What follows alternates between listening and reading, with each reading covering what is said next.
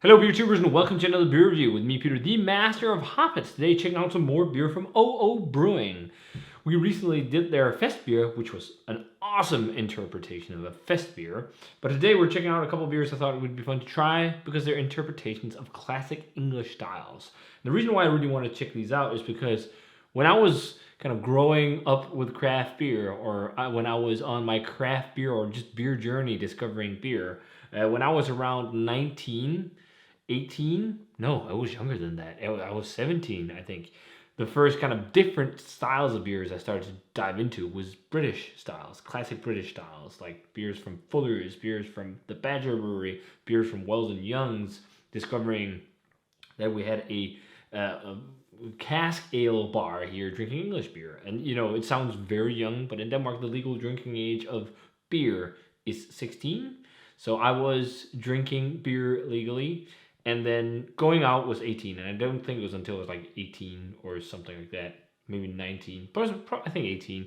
It was still in high school, I remember, that we'd started going to the local bar, the Wharf, and drinking cask ale. So I saw that OO did these, and I really wanted to try them because they are very good at doing these kind of classic beers. And I know that both, well, especially Ole, has always really loved English beer, and he also kind of grew up on English beer. We had a similar journey, I guess, in the beginning with craft beer, and it's something that I like once in a while to return to. It's really nice to once in a while go down to the wharf and have a really good fresh beer on cask, and just like a British bitter or something like that, or golden ale, and that's what these two are. So we're checking out their Bruks bitter and their Citra golden ale.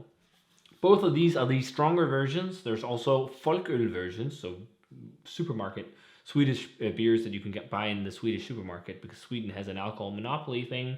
So if you want to buy beer stronger than a certain ABV, you have to buy them in Systembolaget, which is a government-run shop. Otherwise, it's really low-strength alcohol beer that you buy in supermarkets.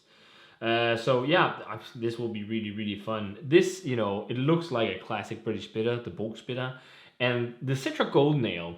It just stroked me, in terms of a classic brewery, Crouch Vale. Crouch Vale in the UK, in England, makes loads of golden ales where they focus on one single hop, and I think Amarillo is probably one that's been most served at the Wharf in terms of their golden ales. They've had loads of different ones, and I remember really enjoying a lot of them on cask. But it's also some somewhat underrated beer nowadays, I think, both bitters and golden ales compared to a lot of other things. But that's just because they're not about in-your-face flavors. They can also be complex, just like pilsners, but it's often subtle and soft complexities that you have to really sit and think about. It's not obvious complexity, which is something I really like. So we're gonna dive into these, and I think we will start with the bitter first, just because the golden ale is dry hopped. So I have a feeling maybe it'll be a little bit more hoppy and whatnot than your usual kind of British golden ale. We'll see. I mean, they're saying themselves that they really love these at the brewery, and this one is apparently one of their favorites. So I'm really looking forward to try and see how these are. I can't remember the last time I actually bought a bitter, and I've seen a bitter like you can buy. I think the last time was when they did one at, was it Northern Monk?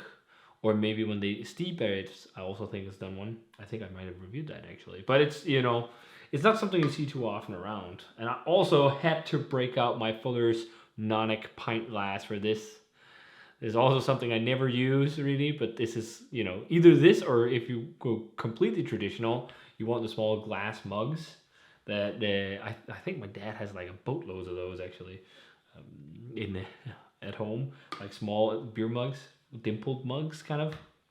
But yeah, this looks like what you'd expect from a British bitter. It's a nice copper kind of, it's a little bit darker maybe than some, but it's definitely in the range of what I expect to see from a bitter. Like, it's a nice dark mahogany kind of coppery color. It's got like a slightly beige head to it. It had a huge head actually when pouring out. It's not like cask beer, this is carbonated and whatnot.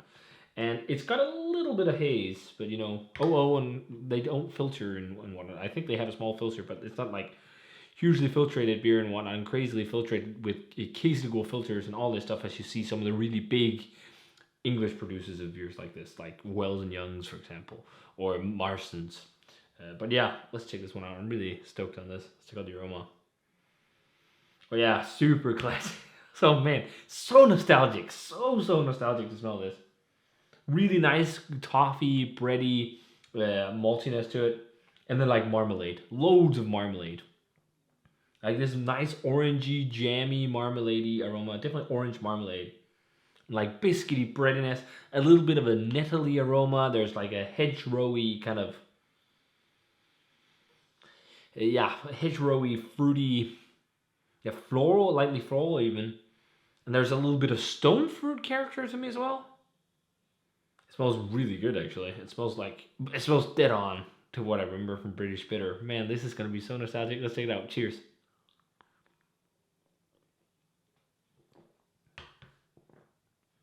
That is so nostalgic. Man, this is also something I want to explore more. Like, there's so many beer styles. There's so many to dive into.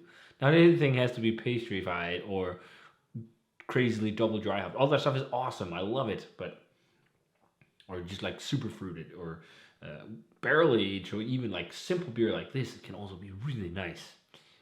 This is quite tasty. If you gave this to me blind, I would definitely think it was like from a small regional brewery or just a small brewery in the UK doing, these kind of beers. The amount of flavor you're getting for a beer that's only was at 4.2%. It's pretty awesome. I'm getting loads of toffee, slightly toasty, nutty vibes. It's got a nice bitter back end. Nothing crazy, but just like a nice, soft, subtle bitterness. It's like nettly, and it's also peppery. I'm definitely getting a peppery aftertaste.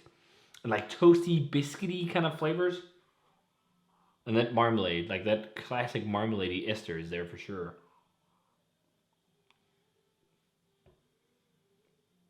Like I think for a lot of people, lagers is also flavors where it really reminds them like this is what I think of when I think of beer.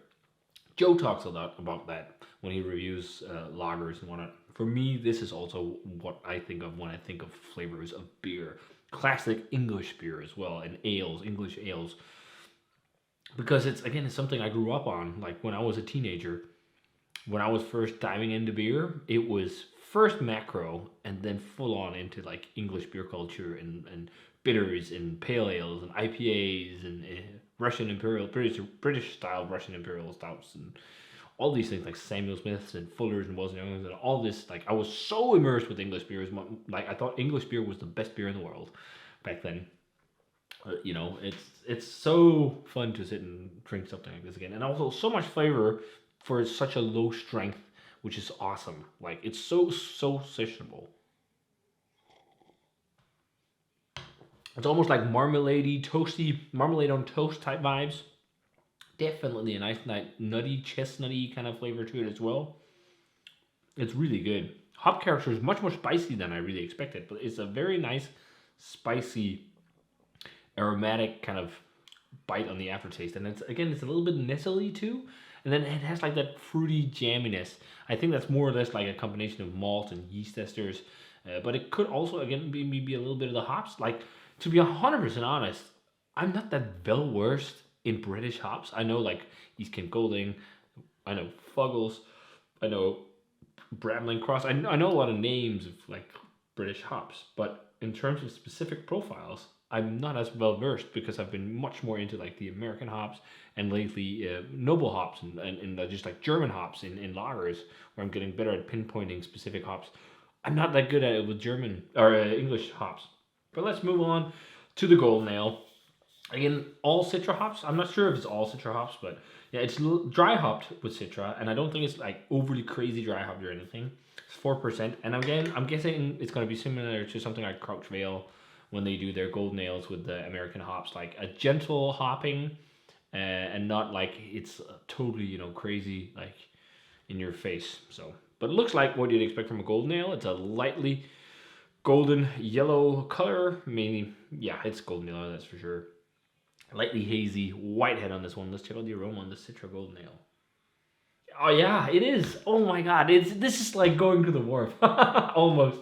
Just or Charlie's bar in Copenhagen if you're from Denmark. Like this is just like drinking beers like you drink there, it's of such high quality. It's like this super soft Citra flavor. Like, it's not like bang smack in your face. It's like sweet citrus, and there's a touch of even like the super soft whiff of dankness. But it's like this sweet citrus. There's a little bit of maybe not so much jamminess, but maybe more stone fruity character. Like, it smells really good. I feel like the ester character in this, like, here is much more jammy marmalade. Here is a bit more bright and fruity, and I think it's something to do with the rest of the profile of ingredients in the beer. It smells really nice. It smells like an awesome session beer. Lightly crackery malt, but not as deep as this. You can also see that on the color, but yeah, it smells really good. This smells like something you could smash a lot of, and only 4% too. So let's check it out. Cheers, guys.